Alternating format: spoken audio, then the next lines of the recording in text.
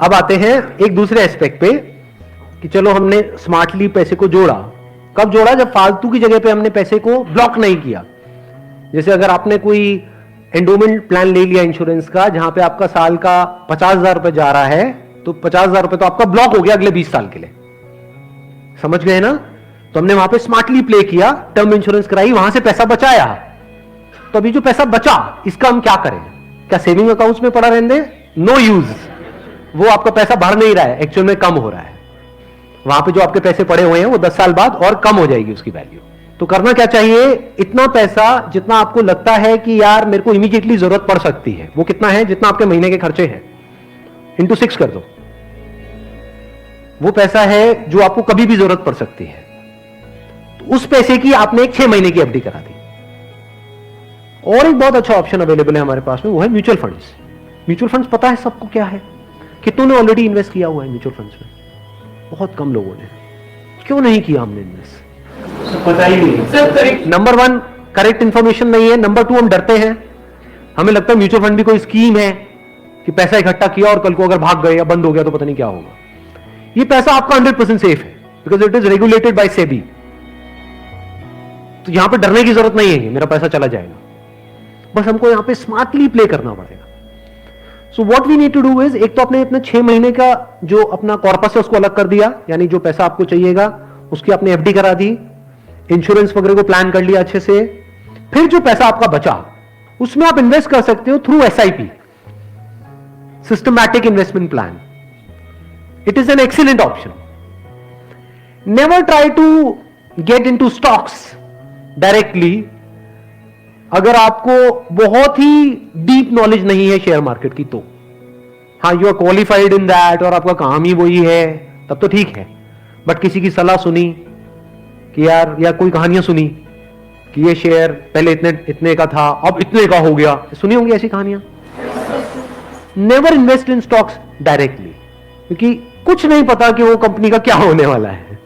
हो सकता है आपका 100 रुपए आपने पूरा जो भी आपने जोड़ा या 1 लाख रुपए आपने जोड़ा और किसी के एडवाइस पे आपने उठा करके लगा दिया, वो 1 लाख रुपए 10,000 भी रह सकता है कुछ टाइम के अंदर, पता भी नहीं लगेगा। कहते हैं ना, never put all your eggs in the same basket, in one basket. तो अब करें क्या? क्योंकि ये प्रॉब्लम क्या है, इन्फ्लेशन अगर है 6% का और एफडी में आपको मिल रहा है 7%, तो अल्टीमेटली आप कितना कमा रहे हो? 1%। 1% से क्या होगा? करोड़पति बन जाओगे? इम्पॉसिबल। तो आप क्या कर सकते हो, अपना आधा पैसा सेफ जगह पर रखो। सेफ जगह क्या है? एफडी हो गया। एफडी में भी एक और चीज है जो बहुत लोगों को नहीं पता है। वो क्या है कि ऐसे, एक तो है बैंक में आप एफडी कराते हो, एक है कुछ कंपनीज है जो क्रिसिल से या इकरा से, ऐसे ये कुछ ऑर्गेनाइजेशंस हैं, वहां से AAA रेटेड है। AAA रेटेड का मतलब होता है highly secure, as secure as a bank. वहां पर अगर आप एफडी कराते हो तो आपको 9% तक का इंटरेस्ट मिल जाता है। ये जो सुनने में लगता है ना 7% और 9%, ये अभी छोटा लगता है, लेकिन आने वाले 20 साल बाद इसकी कितनी बड़ी अमाउंट होती है अगर आप कंपाउंडिंग को बीच में ले आओ, that you can't even think in the wildest of your dreams. Compounding कितने लोगों को पता है? बहुत कम को। देखो, कंपाउंडिंग मतलब होता है जो हमको इंटरेस्ट मिलता है हमारे पैसे पे, जहां भी हम इन्वेस्ट करते हैं उस इंटरेस्ट पे भी तो इंटरेस्ट मिलता है ना। मान लो आपने 100 रुपए इन्वेस्ट किया, 1 साल बाद 20% की रिटर्न आई, तो अगले साल 120 पे 20% मिलेगा। कितना हो गया? 144। उसके अगले साल 144 पे 20% मिलेगा, 100 पे नहीं मिलेगा। और जब इसको आप इस तरीके से देखते चले जाओगे तो ये फिगर देखने में छोटी लगेगी, शुरू छोटे से होएगी, शुरू होएगी 2-3 हजार 5 हजार से, ये करोड़ों में पहुंचने में देर नहीं लगेगी। मतलब हर महीने का मैं एक कंजर्वेटिव भी पकड़ता हूं, अगर 2-3 हजार रुपए भी हम सेव करते हैं, उसको स्मार्टली इन्वेस्ट करते हैं, इतना सा सीख जाते हैं, तो बहुत बड़ा डिफरेंस आ जाएगा हमारी लाइफ में आने वाले कुछ साल बाद। Huge difference. तो आपको दिमाग ये लगाना है कि लॉन्ग टर्म में बेस्ट पॉसिबल ऑप्शंस क्या क्या अवेलेबल है। जैसे आप में से कितने हैं जो मैरिड हैं और जिनकी कोई डॉटर है? तो एक गवर्नमेंट की तरफ से एक स्कीम है सुकन्या योजना करके, सुना है इसके बारे में? That is an excellent investment option. Government की तरफ से सब्सिडाइज्ड है वो, तो वहां पे आप एक्सपेक्ट कर सकते हो 9% की रिटर्न जो गवर्नमेंट की तरफ से मिल रही है आपको। और हर साल का आपके ऊपर है आपको कितना इन्वेस्ट करना है। हाईएस्ट लिमिट 1.5 लाख की है, बट आपके ऊपर है। किसी साल में आपने 10,000 कर दिया, कभी 20,000 कर दिया, ऐसे आप करते रहे over a period of next 15-20 years. उसके बाद में एक बहुत बड़ा कॉर्पस उसको मिलेगा अपने एजुकेशन के लिए या किसी भी चीज के लिए, फ्यूचर के लिए। इसको बोलते हैं स्मार्ट इन्वेस्टमेंट। पैसे से पैसा कैसे कमाना है, ये एक बहुत बड़ी आर्ट है, क्योंकि ये जिसको आती है और अगर उसकी कमाई कम भी है तब भी वो आने वाले 20-30 साल बाद बिल्कुल ऐसा है जैसे कछुआ और खरगोश की कहानी। इमीडिएटली नहीं, मान लो कोई बंदा है 50,000 रुपए कमा रहा है लेकिन वो स्मार्टली इन्वेस्ट कर रहा है। दूसरी तरफ से कोई बंदा है जो 1 लाख रुपए महीने का कमा रहा है लेकिन ना तो ढंग से पैसा बचा रहा है ना समझदारी से इन्वेस्ट कर रहा है। तो आने वाले 20-30 साल बाद ये जो 50,000 वाला है ये उससे बहुत आगे होगा, ये करोड़ों में होगा और उस बंदे के हाथ में कुछ भी नहीं होगा। वो हो सकता है डेट में होगा, मतलब उसके ऊपर कर्जा होगा और ये बंदा ऐसा होगा जो कर्जा देने लायक पोजीशन में होगा। ऐसा भी हो सकता है, ये अगर हम बेसिक से फंडों को समझते चले जाएं तो अब ध्यान से समझना। अब यहां पर हम कहां तक पहुंच गए थे? SIP is an excellent option. SIP का मतलब होता है कि आपने अपना एक अमाउंट फिक्स कर लिया, हर महीने का इतना अमाउंट तो एसआईपी में देना ही देना है म्यूचुअल फंड में। अब म्यूचुअल फंड कैसे चूज करें? हजारों म्यूचुअल फंड है। लार्ज कैप इक्विटी फंड को पकड़ो, वो भी कुछ वेबसाइट्स है जैसे मनी कंट्रोल है, वैल्यू रिसर्च है, वहां पर जाकर के देखो उन फंड्स की रेटिंग कम से कम 4 से 5 स्टार होनी चाहिए। कोई ऐसा फंड है उसकी 1 या 2 स्टार की रेटिंग है, मत करो उसमें। बल्कि ऐसा फंड होना चाहिए जो हर वेबसाइट पे 4 या 5 स्टार की रेटिंग हो। अब आपने क्या किया कि हर महीने का अपना एक अमाउंट फिक्स कर लिया, दैट कुड बी एनीथिंग, 1,000 रुपए, 2,000 रुपए, 3,000 रुपए, 4,000, 5,000, what ever that amount is. SIP के थ्रू ऑटोमेटिकली इतना अमाउंट आपके अकाउंट से डेबिट होता चला जाएगा over a period of next 10 years, 20 years, 30 years.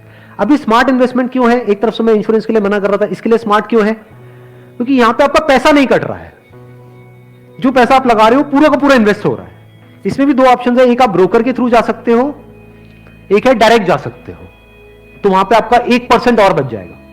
मान लो टोटल 1.5% कटना था हर साल का, तो अब कितना कटेगा? सिर्फ आधा %। अभी 1% सुनने में छोटा लगता है, but over a period of 20-30 years ये लाखों रुपए का होता है। मतलब डिसीजन लेने में कुछ मिनट्स लगते हैं इन बातों को समझने में, लेकिन आने वाले टाइम में यही फर्क होगा कि आपके अकाउंट में लाखों है, करोड़ों है, क्या है। अच्छा, म्यूचुअल फंड क्यों और स्टॉक्स क्यों नहीं? क्योंकि स्टॉक्स में आप 1 या 2 या 4 में इन्वेस्ट कर रहे हो, म्यूचुअल फंड जो है वो डिवाइड कर देते हैं। वो मान लो 50 में उन्होंने इन्वेस्ट कर दिया, तो अब अगर उसमें से एक कंपनी बंद भी हो गई तब भी प्रोपोर्शनेटली जो आपने इन्वेस्टमेंट करी है उसमें उसका परसेंटेज क्या था? मान लो 2%, तो आपको 100 रुपए 98 रह गया, बस इतना ही हुआ। अब मार्केट में सबसे बड़ा डर लोगों को यह होता है जो म्यूचुअल फंड में नहीं इन्वेस्ट करते हैं कि कल को नीचे आ गया तो क्या होगा, क्योंकि नीचे आने की कोई लिमिट नहीं है। एफडी में यह है कि नीचे नहीं आएगा, इंटरेस्ट कम हो सकता है, नीचे नहीं आएगा। तो म्यूचुअल फंड में लोग नीचे आने के नाम से डरते हैं, ऊपर जाने में कोई डर नहीं है। अगर गारंटी मिल जाए कि भैया साल का इतना % तो आना ही आना है और आता ही रहेगा जिंदगी भर, तो कोई डर ही नहीं है, फिर तो सारे लगा देंगे। बट कोई गारंटी नहीं है ना, और नीचे भी जा सकता है। तो अगर कुछ ऐसा हो जाए कि अगर म्यूचुअल फंड नीचे भी जाए तब भी आपका फायदा हो जाए, तो प्रॉब्लम सॉल्व हो गई ना। ये मेरी अपनी स्ट्रैटेजी है, ये कोई किसी बुक में नहीं है या कोई थ्योरी नहीं है, ये मेरी अपनी स्ट्रैटेजी है, वो मैं आप लोगों के साथ में शेयर कर रहा हूं। आपको क्या करना है? मोटा मोटा स्टॉक मार्केट को ट्रैक करना है। हफ्ते में एक दिन देख लो कि अभी कितने पे चल रहा है। मान लो एक पीक है, पीक अभी मान लो 40,000 है, अभी मार्केट चल रहा है अराउंड कितना? 37 के अराउंड चल रहा है। तो मेरी स्ट्रैटेजी क्या है? जैसे ही मार्केट 20% से नीचे गिर जाए, कि मार्केट की ये पीक है, मान लो 40,000 है, अब मार्केट 30,000 पे आ गया है, तो आपने क्या किया? पहले इन्वेस्ट किया हुआ था एसआईपी में, लार्ज कैप्स में, आप इमीडिएटली जैसे ही मार्केट 30 पे आई आप स्विच कर गए मिड कैप में, not even in small cap, mid cap.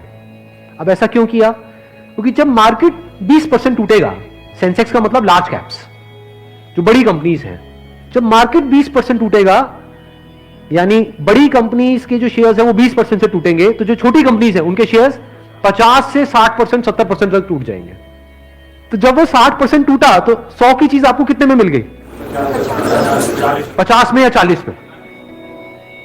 तो जब मार्केट नीचे भी गया तो आपका फायदा हो रहा है। ये स्ट्रैटेजी समझ आ गई? वापस से जैसे ही मार्केट जो भी लास्ट उसकी पीक थी, मान लो 40,000, उससे 20% ऊपर गया तो मिड कैप से आप स्विच कर गए वापस से लार्ज कैप में। ये स्ट्रैटेजी जो है ये मैंने सीखी है वॉरेन बफे से।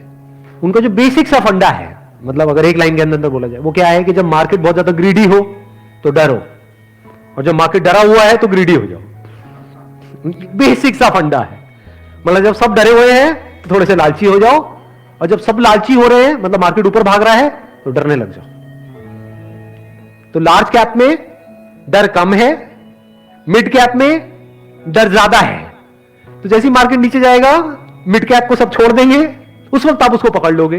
तो अब चाहे मार्केट ऊपर उठे तब भी आपका फायदा है, नीचे गिरे तब भी आपका फायदा है। आप वेट कर रहे हो, मैं आज एक्चुअल में वेट कर रहा हूं। लोग हैं डरते हैं, जो म्यूचुअल फंड में इन्वेस्ट करते हैं, स्टॉक्स में इन्वेस्ट करते हैं, लोग डरते हैं कि मार्केट नीचे ना आ जाए, मार्केट ऊपर जाए। मैं वेट कर रहा हूं, जाए तो सही नीचे। समझ गए? क्योंकि लार्ज कैप टूटेगा 20%, तो मिड कैप टूट जाएगा 60%। तो मेरा 100 रुपए लगा हुआ था तो 80 रह जाएगा, उस 80 को उठा करके मैं मिड कैप में डाल दूंगा, फिर आराम से बैठ जाऊंगा कुछ सालों के लिए। जैसे ही मार्केट ऊपर जाएगा, मतलब लोग लालच से तड़प रहे हैं, तब जैसे ही 20% ऊपर गया, मान लो 48,000 पे गया, मिड कैप से हट करके मैं आ जाऊंगा लार्ज कैप में, वापस से सेफ हो गया। अब जो नया पीक बन गया वो क्या बन गया? 48,000। आज की रेट में क्या है? 40,000। अब 48,000 पे 2020 चलेगा। आ गया गेम समझ में?